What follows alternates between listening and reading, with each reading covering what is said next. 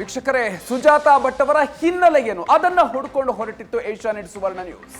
ಮಣಿಪಾಲದಿಂದ 5 kilometre ದೂರದಲ್ಲಿರುವಂತಹ ಪರೀಕ. Sujata Bhat ಅವರ ಅಸಲಿ ಹೆಸರು ಅಂದ್ರೆ ಸುಜಾತಾ ಅವರ ಇನ್ನೊಂದು ಹೆಸರು ಸುಜಾತಾ ಉಪಾಧ್ಯಾಯ. ಅವರ ಮೂಲ ಹೆಸರಿದು. ಸುಜಾತಾ ಭಟ್ ಆಗಿದ್ದು ಅದಾದ್ಮೇಲೆ ಊರು ಸುಜಾತಾ ತಂದೆ ಗುರುರಾಜ್ ಉಪಾಧ್ಯಾಯ ಅವರು 150 ವರ್ಷಗಳ ಹಿಂದೆ ಇವರ ಕುಟುಂಬ ಇಲ್ಲಿ ನೆಲೆಸಿತ್ತು. ಸುಜಾತಾರ ಅಜ್ಜ ಅಪ್ಪಣ್ಣ ಉಪಾಧ್ಯಾಯ ಸೋಮನಾಥೇಶ್ವರ ದೇಗುಲದ ಅರ್ಚಕ. ಎಳೆ ಪ್ರಾಯದಲ್ಲೇ ಊರು ಬಿಟ್ಟು ಹೋದಂತಹ ಸುಜಾತಾ ಬಗ್ಗೆ ಊರಿನಲ್ಲಿ ಹಲವಾರು ಕಥೆಗಳು ಇದೆ. ಸುಜಾತಾ ವರ್ತನೆಯಿಂದ ಅವರ ಕುಟುಂಬವೇ ರೋಸಿ ಹೋಗಿತ್ತು. ಬಹಳ ಇತಿಹಾಸವನ್ನ 150 ವರ್ಷಗಳ ಹಿನ್ನೆಲೆ ಇರುವಂತಹ ಕುಟುಂಬ ಇಲ್ಲಿಗೆ ಬಂದು, ಆದ್ರೆ ಬಹಳಷ್ಟು ಪ್ರತಿಷ್ಠಿತ ಕುಟುಂಬ. ಆದ್ರೆ ಅವರ ಒಂದು ವರ್ತನೆಯ ಬಗ್ಗೆ ಸಾಕಷ್ಟು ರಂಗು ರಂಗಿನ ಕಥೆಗಳು ಇದೆ. ತಂದೆ ಗುರುರಾಜ ಉಪಾಧ್ಯಾಯರದ್ದು ಅರ್ಚಕ ವೃತ್ತಿ. ಸುಜಾತಾ ಚಿಕ್ಕಪ್ಪ ನಾರಾಯಣ ಉಪಾಧ್ಯಾಯ ಕಾರು ಚಾಲಕರಾಗಿದ್ರು. ಧರ್ಮಸ್ಥಳದಲ್ಲಿ ಕಾರು ಚಾಲಕರಾಗಿದ್ರು ಈ ನಾರಾಯಣ ಅವರು. ಸುಜಾತಾ ಅವರ ಕುಟುಂಬದ ಹಿನ್ನೆಲೆಯನ್ನ ನಿಮ್ಮ ಮುಂದೆ ಇಡ್ತಾ ಇದ್ದೀವಿ. ನೀವು ದೃಶ್ಯದಲ್ಲಿ ಗಮನಿಸ್ತಾ ಇದ್ದೀರಿ. ಪರೀಕದಲ್ಲಿರುವಂತಹ ಆ ಊರಿನ ಈಗದ ಸ್ಥಿತಿ, ಅಲ್ಲಿನ ದೇವಾಲಯವನ್ನು ಕೂಡ ನೀವು ಗಮನಿಸಬಹುದು. 150 ವರ್ಷಗಳ ಹಿಂದೆ ಈ ಕುಟುಂಬ ಇಲ್ಲಿ ಬಂದು ನೆಲೆಸಿತ್ತು. ಅವರ ಅಜ್ಜ ಅಂದ್ರೆ ಸುಜಾತಾ ಅವರ ಅಜ್ಜ ಅಪ್ಪಣ್ಣ ಉಪಾಧ್ಯಾಯ ಪರೀಕದ ಸೋಮನಾಥೇಶ್ವರ ದೇಗುಲದ ಅರ್ಚಕ. ಆದ್ರೆ ಈ ಸುಜಾತಾ ಅವರು ಬಹಳ ಎಳೆ ಪ್ರಾಯದಲ್ಲಿ ಅಲ್ಲಿಂದ ಊರು ಬಿಟ್ಟು ಹೋಗಿದ್ರು. ಸುಜಾತಾ ಬಗ್ಗೆ ಸಾಕಷ್ಟು ರಂಗು ರಂಗಿನ ಕಥೆಗಳು ಕೂಡ ಅಲ್ಲಿದೆ. ಏಷ್ಯಾನೆಟ್ ಸುವರ್ಣ ನ್ಯೂಸ್ ತಂಡ ಪರೀಕದ ನೆಲದಿಂದ ವರದಿ ಮಾಡ್ತಾ ಇದೆ ವೀಕ್ಷಕರೇ. ಇದೇ ಪರೀಕದಲ್ಲಿಯೇ ಸುಜಾತಾ ಭಟ್ ಕುಟುಂಬ 150 ವರ್ಷಗಳಿಂದ ನೆಲೆಸಿದೆ. ಇದೇ ಸೋಮನಾಥೇಶ್ವರ ದೇಗುಲದಲ್ಲಿ ಸುಜಾತಾರ ಅಜ್ಜ ಅಪ್ಪಣ್ಣ ಉಪಾಧ್ಯಾಯ ಅರ್ಚಕರಾಗಿದ್ದವರು. ತಂದೆ ಗುರುರಾಜ ಉಪಾಧ್ಯಾಯರದ್ದು ಕೂಡ ಅರ್ಚಕ ವೃತ್ತಿಯೇ. ಎಳೆ ಪ್ರಾಯದಲ್ಲೇ ಈ ಸುಜಾತಾ ಅಂಗಲಾಚಿ ಬೇಡ್ತಾ ಇದ್ದಾರಲ್ಲ ಮಹಾತಾಯಿ ಸುಜಾತಾ, ಇವರು ಆ ಊರು ಬಿಟ್ಟಿರ್ತಾರೆ. ಸುಜಾತಾ ಅವರ ಬಗ್ಗೆ ಊರಿನಲ್ಲಿ ಬಹಳಷ್ಟು ಸ್ಟೋರಿಗಳಿವೆ, ಅದನ್ನು ರಿವೀಲ್ ಮಾಡ್ತಾ ಹೋಗ್ತೀವಿ. ಸುಜಾತಾರ ಚಿಕ್ಕಪ್ಪ ನಾರಾಯಣ ಉಪಾಧ್ಯಾಯ ಇದ್ರಲ್ಲ, ಅವರು ಕಾರು ಚಾಲಕ. ಧರ್ಮಸ್ಥಳದಲ್ಲಿ ಕಾರು ಚಾಲಕರಾಗಿದ್ರು ಈ ನಾರಾಯಣ ಉಪಾಧ್ಯಾಯ.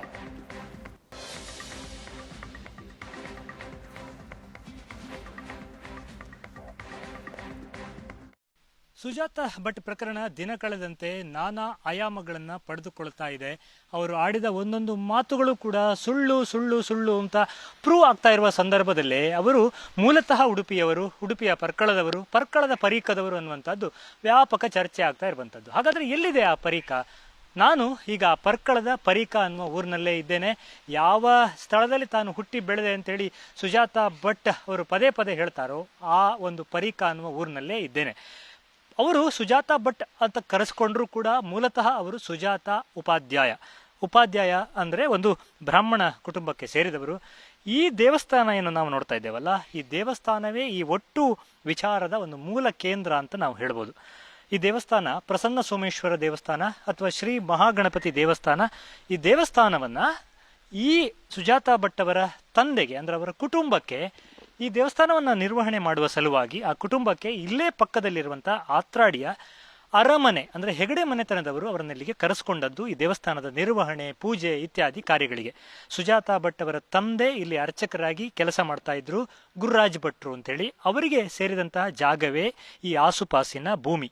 ಯಾವ ಭೂಮಿಯ ಬಗ್ಗೆ ಸುಜಾತಾ ಭಟ್ ಅವರು ಹೇಳ್ತಾರೋ ಆ ಭೂಮಿ ಪರೀಕದ ಆ ಭೂಮಿ ಇದೆ. ಸೊ ಇಲ್ಲಿ ಈಗ ಏನಿದೆ ಅಂತ ನಾವು ನೋಡ್ಲಿಕ್ಕೆ ಬಂದ್ರೆ ನಮಗೆ ಆಶ್ಚರ್ಯ ಆದದ್ದು, ಇಲ್ಲಿ ಈಗ ಧರ್ಮಸ್ಥಳದವರ ಒಂದು ಪ್ರಕೃತಿ ಚಿಕಿತ್ಸಾ ಕೇಂದ್ರ ಇರುವಂಥದ್ದು. ಅದನ್ನು ನಾವು ನಂತರ ನೋಡೋಣ ಅದು ಎಲ್ಲಿದೆ ಅಂತೇಳಿ. ಸೊ ಈ ಭೂಮಿ ಈಗ ಸದ್ಯಕ್ಕೆ ಧರ್ಮಸ್ಥಳದವರ ವಶದಲ್ಲಿದೆ. ಧರ್ಮಸ್ಥಳದವರ ವಶದಲ್ಲಿ ಈ ಭೂಮಿ ಇದೆ ಅನ್ನುವಾಗ ಧರ್ಮಸ್ಥಳದ ಬಗೆಗೆ ವಿವಾದಗಳು ಹುಟ್ಟಿಕೊಂಡಿರುವಾಗ ಏನಪ್ಪ ಇದು ಕುತೂಹಲ? ಹಾಗಾದ್ರೆ ಏನು ನಿಜಕ್ಕೂ ಧರ್ಮಸ್ಥಳದಲ್ಲಿ ತನ್ನ ಮಗಳ ಹತ್ಯೆ ಆಯಿತು ಅನ್ನುವ ಒಂದು ಆರೋಪವನ್ನು ಏನು ಮಾಡ್ತಾ ಇದ್ದಾರೆ, ಅದರಲ್ಲಿ ಏನಾದರೂ ಸತ್ಯ ಇದೆಯಾ? ಅಥವಾ ಧರ್ಮಸ್ಥಳದ ಬಗ್ಗೆ ಅವರಿಗೆ ದ್ವೇಷ ಮೂಡೋದಕ್ಕೆ ಏನಾದರೂ ಕಾರಣ ಇದೆಯಾ? ಈ ಒಂದು ಪ್ರಾಥಮಿಕ ಮಾಹಿತಿಯನ್ನು ಅನುಸರಿಸಿಕೊಂಡು ಹೋದಾಗ ಈ ದೇವಸ್ಥಾನವನ್ನು ನಾವು ಬಂದು ತಲುಪಿದ್ದೇವೆ ಅನ್ನುವಂಥದ್ದು. ಇಲ್ಲಿ ಸುತ್ತಲೂ ಇರುವಂತಹ ಭೂಮಿ ಸುಮಾರು 5 ಎಕರೆ ಭೂಮಿ ಏನಿದೆ ಇದು ಸುಜಾತಾ ಭಟ್ ಅವರ ಕುಟುಂಬಕ್ಕೆ ಸೇರಿದಂಥ ಜಾಗ ಆಗಿತ್ತು. ಸುಜಾತಾ ಭಟ್ ಅವರ ತಂದೆ ಗುರುರಾಜ್ ಭಟ್ ಅವರಿಗೆ ಸೇರಿದ ಭೂಮಿಯೂ ಕೂಡ ಇದರಲ್ಲಿ ಇದೆ. ಗುರುರಾಜ್ ಭಟ್ರ ಸಹೋದರ ನಾರಾಯಣ ಭಟ್ ಅನ್ನುವರು ನಂತರ ಈ ಭೂಮಿಯನ್ನು ಧರ್ಮಸ್ಥಳದವರಿಗೆ ಸಾಂಕೇತಿಕವಾದ ಹಣ ತೆಗೆದುಕೊಂಡು ಬಹುತೇಕ ದಾನ ರೂಪದಲ್ಲಿ ಹಸ್ತಾಂತರ ಮಾಡಿದ್ದಾರೆ ಅನ್ನುವಂಥದ್ದು ಮೂಲ ವಿಷಯ. ಈ ಒಟ್ಟು ವಿವಾದದ ಮೂಲ ವಿಷಯ ಇದೇ ಇರಬೇಕು ಅನ್ನುವಂಥ ಒಂದು ಪ್ರಾಥಮಿಕವಾದ ಸಂಶಯ ನಮಗೆ ಕಾಡುತ್ತೆ. ಹಾಗಾದರೆ ಈ ನಾರಾಯಣ ಉಪಾಧ್ಯಾಯರು ಯಾರು? ನಾರಾಯಣ ಉಪಾಧ್ಯಾಯರು ಒಂದು ಕಾಲದಲ್ಲಿ ಧರ್ಮಸ್ಥಳದಲ್ಲಿ ಚಾಲಕ ವೃತ್ತಿಯನ್ನು ಮಾಡ್ತಾ ಇದ್ದಂತಹ ವ್ಯಕ್ತಿ. ಆ ನಂತರದಲ್ಲಿ ಅವರು ಒಂದಿಷ್ಟು ಹಣ ಸಂಪಾದನೆ, ಹೋಟೆಲ್ ಉದ್ಯಮ ಇತ್ಯಾದಿಗಳನ್ನು ಪ್ರಾರಂಭಿಸ್ತಾರೆ. ಬೆಂಗಳೂರು ಮೈಸೂರು ಭಾಗದಲ್ಲಿ ಕೆಲಸ ಮಾಡಿ ಹೇರಳವಾದ ಹಣವನ್ನು ಸಂಪಾದನೆ ಮಾಡ್ತಾರೆ. ಅವರನ್ನು ಈ ಭಾಗದಲ್ಲಿ ಆ ಕಾಲದಲ್ಲಿ 2000 ಇಸವಿ ಆಸುಪಾಸು ನವಕೋಟಿ ನಾರಾಯಣ ಅಂತಲೇ ಕರಿತಾ ಇದ್ರು ಅಂತ. ಅಂದರೆ ಆ ಕಾಲದಲ್ಲಿ ಅಷ್ಟು ಧನಿಕರಾಗಿದ್ದವರು ಯಾರೂ ಇಲ್ಲ ಅಂತ.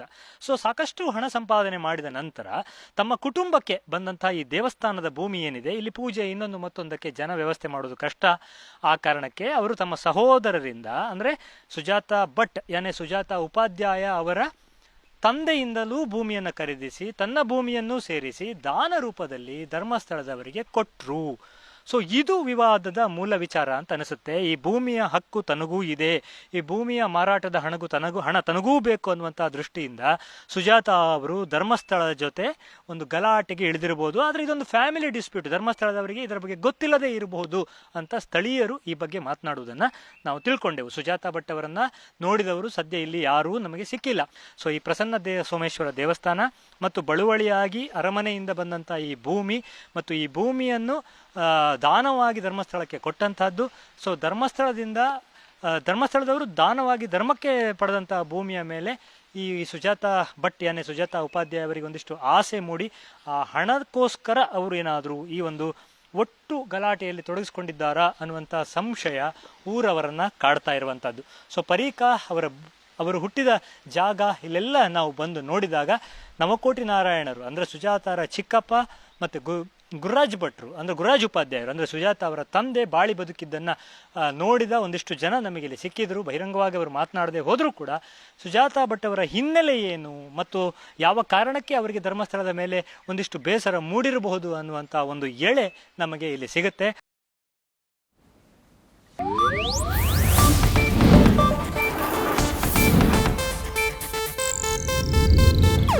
ಇದು ಏಷ್ಯಾನೆಟ್ ನ್ಯೂಸ್ ನೆಟ್ವರ್ಕ್ ಪ್ರಸ್ತುತಿ.